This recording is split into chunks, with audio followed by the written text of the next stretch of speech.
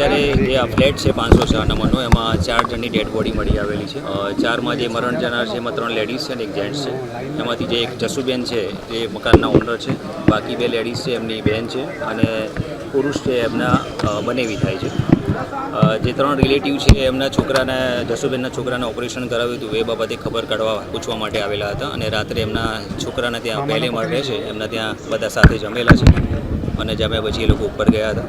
સવારે એના છોકરાએ ચેક કર્યું ત્યારે એ લોકોની ડેડ બોડી મળી આવેલી. અત્યારે પ્રાઇમરી વોમિટિંગ ને જણાય છે એટલે એના FSLના અધિકારીને બોલાવીને સિમ્પટમ્સ જે સેમ્પલ છે સેમ્પલ કરવાની કાર્યવાહી ચાલુમાં છે. 10 જણા હતા જમવામાં રાત્રે અંદાજે.